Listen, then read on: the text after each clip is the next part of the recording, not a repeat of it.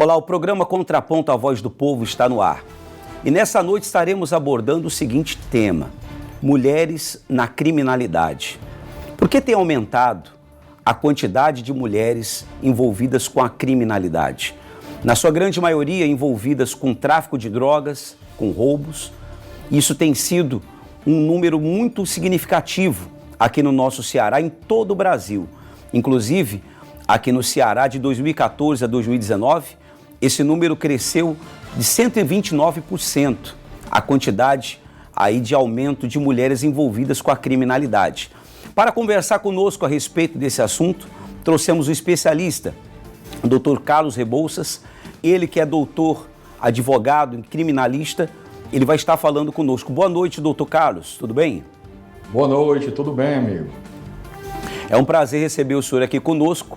E temos algumas perguntas para tirar as dúvidas das pessoas, para ajudar as pessoas que estão em casa. Prazer é todo meu, é sempre um prazer poder esclarecer a população, falar sobre os direitos e garantias individuais, constitucionais de cada um e sobre o direito penal em geral. Tá ok, então daqui a pouco vamos às perguntas, tá bom? Agora, eu gostaria que você acompanhasse junto comigo e com o Dr. Carlos também, essa matéria que fala a respeito das mulheres na criminalidade. Uma cidade, duas faces bem distintas.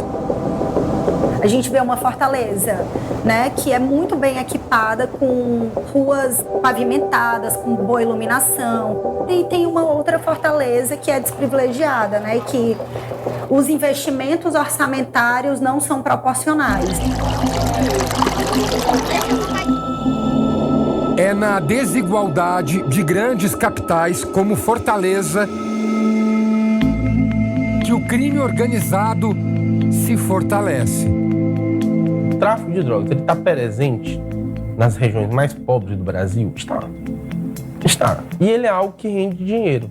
Infelizmente, a gente está perdendo muita juventude do Ceará, né? A maioria mulheres, para essas situações, né?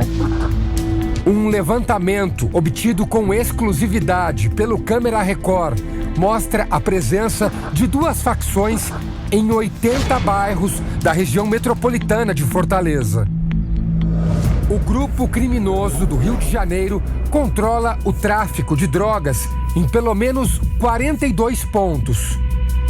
A facção cearense tem praticamente o mesmo domínio. Ao todo, são 46 bairros. Fortaleza, infelizmente, está totalmente territorializada.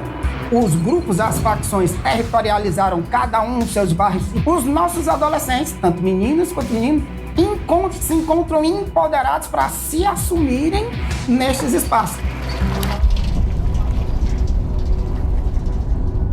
Para entender o que leva essas meninas a entrarem para as facções, a gente precisa primeiro conhecer o local em que elas vivem, a realidade delas e das famílias.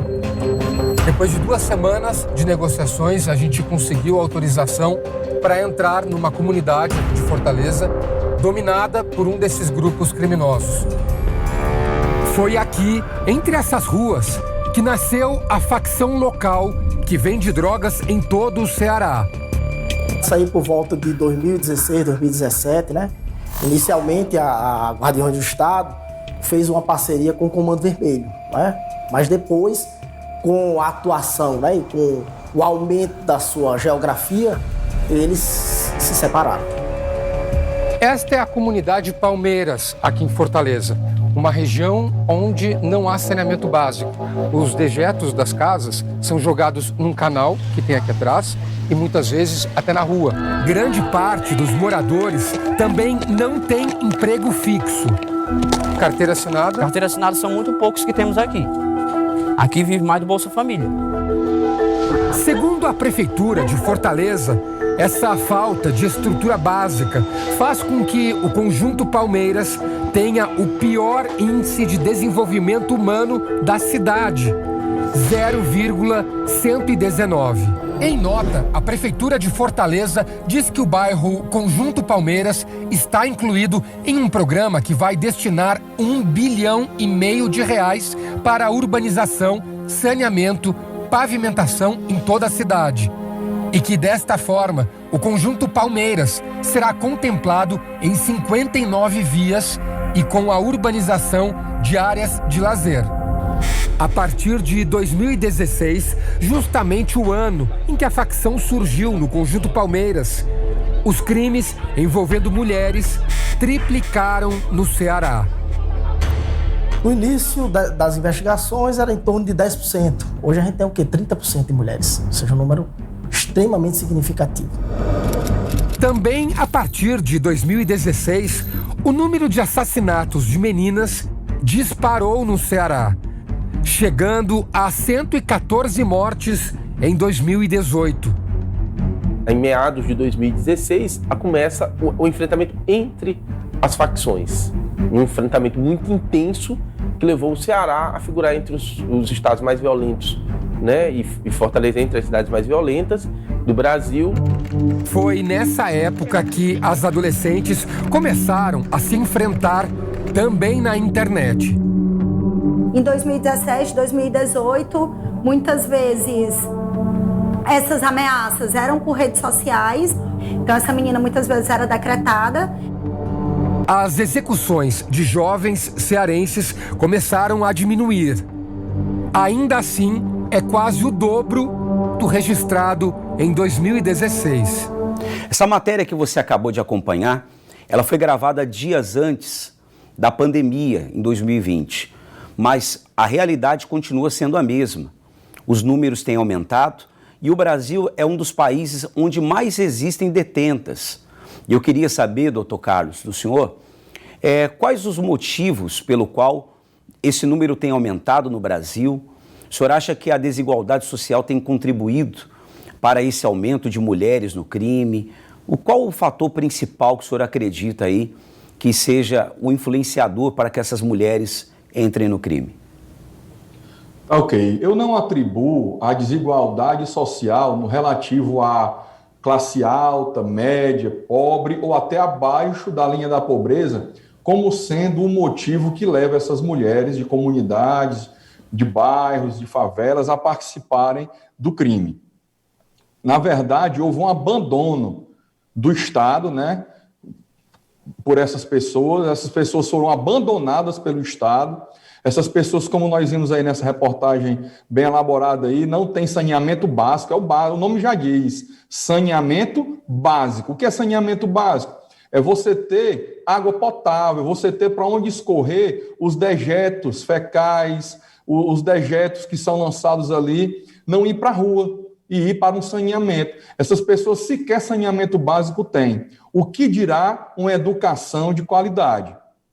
Então, se nós formos atribuir o ingresso de novas pessoas que antes não cometiam crimes, no caso aqui em específico, mulheres, adolescentes e até crianças do sexo feminino, à pobreza, nós estaríamos incorrendo num grande erro de dizer que todo pobre tem um potencial para ser criminoso e o rico não. E nós sabemos que isso não é verdade.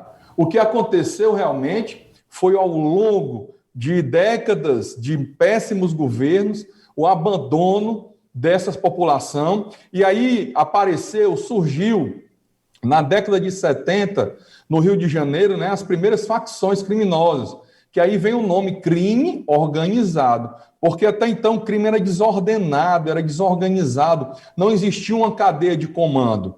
Hoje existe uma cadeia de comando tão grande, uma organização tão grande, que nós vimos aí bairros inteiros divididos, né? Tantos bairros de uma facção, tantos outros bairros de outra facção criminosa, e a população que não faz parte de nenhuma facção criminosa, seja o pobre, seja o rico, seja aquele que vive abaixo da linha da pobreza, fica à mercê dessas facções. Você entra em bairros que tem baixe o vidro, senão vai levar tiro. Eu sei de casos onde uma pessoa que morava em um bairro desses mais abandonados, em termos de saneamento, em termos de tudo, e essa pessoa era entregador de aplicativo, né, de moto, aplicativo que entrega alimento. E ela foi encaminhada para entregar alimento, trabalhando normalmente em outro determinado bairro. Quando ela entrou no outro determinado bairro, aqui em Fortaleza, ela foi parada por faccionados que perguntaram simplesmente onde é que você mora. Onde você mora? Ele disse, moro em tal bairro. Simplesmente por esse rapaz do aplicativo, o motoqueiro, respondeu aos faccionados de qual bairro ele vinha, ou seja, qual bairro ele residia, pelo simples fato de aquele rapaz residir em um bairro que era dominado por uma facção rival, mesmo sem ele fazer parte da facção, ele foi covardemente assassinado. Esse é apenas um exemplo do grande poderio dessas facções sobre as pessoas que ali residem. Isso somado ao gosto de poder, ao gosto de ter alguma autoridade que as pessoas que entram em facções passam a experimentar, porque passam a ser temidos no próprio bairro e passam também, mesmo com a rivalidade das outras facções, a ter um certo temor por parte dessas pessoas. Então, as mulheres, até uma década atrás, quando nós víamos, eram crimes relacionados a crimes de seus companheiros, eram crimes relacionados a serem realmente induzidas, geralmente pelos esposos, companheiros, namorados, à prática delituosa. E o que nós temos visto, desde o advento das redes sociais, o WhatsApp, essa comunicação rápida, essa demonstração rápida de poder, de autoridade, é exatamente o maior envolvimento, engajamento das mulheres em crimes de facções criminosas pelo simples gosto do poder, muitas das vezes, por matar uma mulher que é de uma facção rival, ou casada com alguém da facção rival, ou mora simplesmente em um local onde outra facção domina. Chegamos ao absurdo de não poder mais bater uma foto fazendo certos gestos com as mãos, porque se a outra facção entender que é um gesto relacionado ao nome da facção, é determinado de imediato o homicídio daquela moça, daquela garota. Então eu reputo os dois grandes fatores: o envolvimento de mulheres em crimes, principalmente aqui no estado do Ceará. Primeiro, o abandono total que essas pessoas têm por parte do Estado. Quando eu digo Estado, para o telespectador que não conhece a linguagem jurídica, eu falo tanto na esfera municipal, de prefeitura, na esfera estadual, de governo do Estado, como também na esfera federal. Como é que nós podemos, em pleno ano de 2021, aceitar um bairro grande de Fortaleza, como esse que passou aí na reportagem, com esgoto a céu aberto, com barro no lugar de asfalto ou no lugar de um bom calçamento? Essas pessoas são ali abandonadas, sem educação, sem uma escola de qualidade. Não é por serem pobres que entram no crime, mas sim pelo abandono do Estado, pela falta de educação e pelo poderio do crime organizado. E o que o senhor falou aí, né? Às vezes ela vem de um lugar onde não teve nenhum tipo de recurso, né? Como o senhor bem colocou, né? Nem saneamento básico, nem o básico ela teve. E de repente ela se vê numa facção, de repente às vezes tendo até uma certa importância, vamos colocar assim, dentro da facção. E tudo isso influencia, né? Como o senhor falou, já vem um problema anterior lá na infância, na adolescência, e quando ela se vê na oportunidade de ter o poder, de ter ali, estar à frente, ou estar chefiando alguma coisa, então muitas delas acabam indo para esse lado, né? Com certeza. Imagine uma pessoa sem conhecimento, sem estudo. O estudo, ele abre a mente, ele abre as possibilidades, a pessoa tem uma mente ampla para raciocinar e para determinar o seu comportamento diante de determinadas situações. Mas você vê uma criança de 12 anos, de 10 anos, de 12, uma jovenzinha de 13, 14 anos, que não tem nada na mente em termos de cultura, de educação, e de repente ganha um celular bom para poder se comunicar, avisar quando aparece polícia, avisar quando tem alguém estranho ali no bairro, de outra facção, recebe uma arma, recebe um poderio para comandar pessoas no bairro. Né? Então isso, infelizmente, seduz. E se me permite dizer, não está muito pior Fortaleza hoje, porque Fortaleza já foi a capital mais violenta do mundo, né? Depois passou para a terceira. Hoje nós estamos entre as 10 cidades mais violentas do mundo. E só não está muito pior por causa de uma instituição chamada igreja, que tem crescido nos bairros de Fortaleza. Porque o Estado mesmo, prefeitura, Estado, governo federal, realmente, essas pessoas são abandonadas, entregues ao poderio das facções criminosas que passam a fazer, às vezes, de Estado. Né? Você vê que tem bairros em Fortaleza que você frequenta e você pode sentar na calçada de uma lanchonete para comer com o celular na mesa, tranquilamente, que você não vai ser assaltado. Por quê? Porque a facção que domina aquele determinado local proibiu, olha o poder que eles têm, proibiu que ocorra naquele local qualquer assalto. Por quê? Porque a renda maior das facções é com o tráfico de drogas. E se ali tiver um furto, um homicídio por causa de um furto de um celular ou algo do tipo, e a polícia for chamada, atrapalha o comércio deles.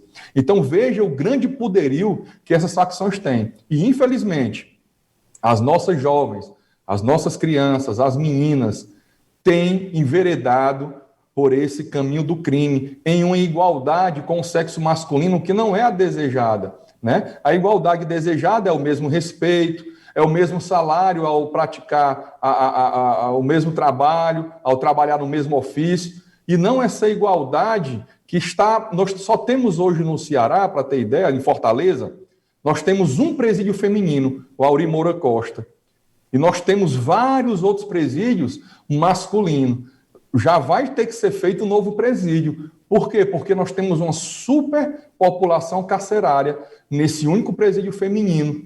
E isso gera um grande problema, inclusive nas presas de facções rivais, onde a qualquer momento pode acontecer um homicídio, mesmo dentro do presídio, porque as facções chegaram ao ponto de comandar presídios no estado do Ceará, de dizer, não, aqui é de tal facção, ali é de tal facção. Tem se tentado coibir isso, mas não é nada fácil. Infelizmente, né, doutor? Infelizmente. Nós vamos acompanhar, doutor, o que o povo pensa, né? Nós fizemos uma enquete com as pessoas e elas responderam essa enquete. Por que tem aumentado, na opinião delas, por que tem aumentado o envolvimento das mulheres na criminalidade? Vamos ver o que as pessoas dizem. Tá ok. O Anderson Falzino, aqui de Fortaleza, ele diz: muitas das vezes, por relacionamentos, ao conhecer alguém que é envolvido no mundo do crime e não pode sair por conta de ameaças e abusos. É a opinião dele. A dona Francisca Ilânia, da Conceição, aqui de Fortaleza, também diz: olha, eu acredito que muitas mulheres entram nesse mundo do crime por não ter oportunidade de emprego. A dona Silvia Regina, ela diz: por falta de acesso à educação e também estrutura familiar e atenção dos políticos. O Halley Efferson, de Campos Sales, diz assim: olha, porque muitas vivem em um lar em que seus pais já usam drogas e vivem nessa vida. Por falta de responsabilidade, elas acabam sendo influenciadas. Bom, doutor, eu vejo que o que o público pensa é exatamente o que o senhor havia colocado, né? O Estado, a educação, também o que vem de berço, né? O que elas aprenderam dentro de casa, muitas nem aprenderam. Mas, enfim, as opiniões realmente têm a ver com tudo que o senhor acabou de colocar. Agora, doutor, eu queria saber o seguinte: nós observamos que as mulheres que são presas, por exemplo, garotas, adolescentes, que muitos são adolescentes, que são presas, muitas delas não esboçam medo, nem medo de ser presa, nem medo da morte. Sabe, elas são presas assim, muitas delas até sorriem. Eu vi uma matéria, um dia desses, que a moça sorriu. Estava sendo presa e ela estava sorrindo no rosto do policial. E o que será que está por trás dessa falta de medo, dessa falta de pensar nas consequências? O que o senhor acredita que está por trás? É uma autoconfiança? O que seria para que elas viessem a não ter medo nem da prisão e nem da morte? Na verdade, eu creio que é simplesmente o costume, né? Nem todo advogado consegue advogar na área criminal por causa do ambiente dos presídios, do ambiente de delegacias, são ambientes insalubres, desde a questão até do odor desses locais, que exala desses locais, até mesmo a questão psicológica, a questão ali do clima, né? Imagine para quem está preso, a superlotação, o calor, aquele odor realmente bem característico, que é realmente pôtrido dentro das celas, mas o que ocorre é um costume realmente, eu só posso atribuir isso, porque quando nós vemos um jovem que costumava praticar crimes quando era menor de idade, e ali passava pouco período, né, devido à penalidade do Estatuto da Criança e Adolescente, que visa realmente recuperar aquele menor, mas que não tem eficácia, por quê? Porque não depende só da lei. A lei é boa, o Estatuto da Criança e Adolescente é muito bom, inclusive é imitado em outros países. O problema é a aplicação da lei. Nós não temos institutos, nós não temos locais onde esses menores realmente possam ser ressocializados. Porque quanto mais jovem uma garota dessa é presa, na verdade, a terminologia técnica não é presa, né? É apreendida, porque menor não é preso, é apreendido. Quanto mais nova uma garota dessa é apreendida, se tivesse um local realmente adequado, onde ela tivesse uma escola digna, fardada, para aprender inglês, português, matemática, as matérias normais, e ali ser tratada feito gente, tendo alimentação, né? Ao invés de ser jogado numa cela comum, como é com os adultos já, com certeza haveria uma grande possibilidade, bem maior, e haveria resultados de ressocialização dessas jovens. Mas elas já vêm de um sistema falido quando são crianças e adolescentes. E aí completam 18 anos e aí já vai para o presídio comum. E ali ela já vem acostumada, né, da forma que era apreendida quando menor e agora presa enquanto maior. Realmente é um costume, é impressionante como o ser humano se acostuma com tudo de bom e de ruim também.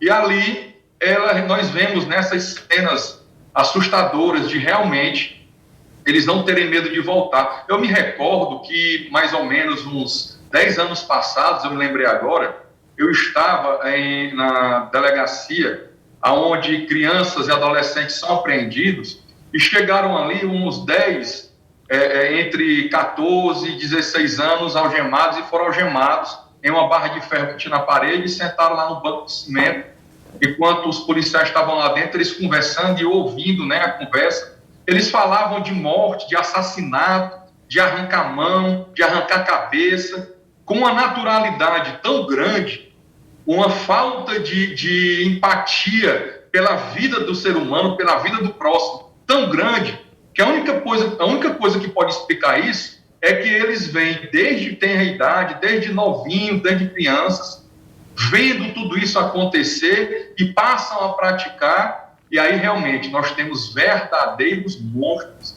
com idade baixa dentro da sociedade do nosso convívio.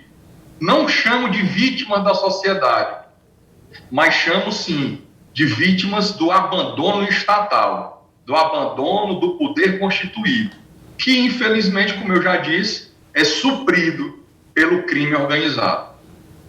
Eu concordo com o senhor também, e o senhor até ia fazer uma pergunta, mas eu acredito que já esteja até respondida.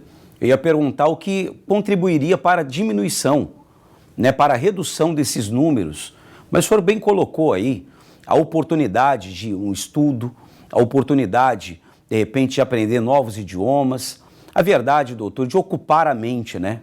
Como o senhor falou, uma das pessoas que colocou na enquete... Uma coisa interessante que nós sempre vimos nas redes sociais, né, que agora está um movimento muito grande no Brasil, que o preso trabalhe para pagar pela sua estadia. As pessoas que não conhecem o sistema carcerário, não conhecem o dia a dia do direito penal, imaginam que o preso, que a grande maioria dos presos ficam ali achando bom estarem desocupados, e não é verdade, né? A maioria dos presos, infelizmente, não são nem presos definitivos, são presos provisórios ou presos preventivos, que não têm processo julgado ainda, e a grande maioria desses presos gostariam de ter uma ocupação. Gostariam de, por exemplo, ter uma padaria no presídio que ele pudesse trabalhar, de sair de dentro do presídio para ir trabalhar em alguma obra pública. Eles gostariam disso. O que acontece é que isso não é disponibilizado pelo Estado.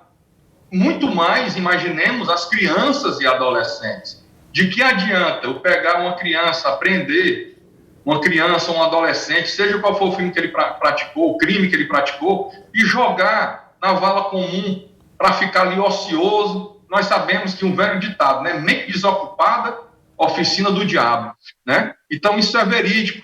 Então essas crianças e adolescentes ficam ali abandonadas, sem estudo, poderiam sim ter um trabalho como menor aprendiz, poderiam e deveriam, e tenha certeza que isso acontecendo, teríamos uma ressocialização e uma diminuição da violência.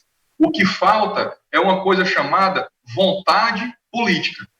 Enquanto os políticos que aí estão, os governantes que aí estão, não tiverem vontade política de assim fazerem, vai piorar dia a dia. Tá bom, então, doutor. Muito obrigado pela participação. É um prazer ter o senhor aqui com a gente. E eu tenho certeza que tudo que o senhor falou aí foi esclarecedor para a população em geral. Eu tenho certeza que futuramente estaremos falando numa outra situação que seja muito melhor do que essa, tá bom? Se Deus quiser, eu que agradeço a participação nesse programa que realmente contribui com a sociedade cearense. Tudo de bom. Muito obrigado, até a próxima. O programa Contraponto vai chegando ao fim e eu queria agradecer a sua participação. Você pode enviar suas mensagens de texto através desse WhatsApp. Esse número você pode enviar suas sugestões a respeito do tema do programa.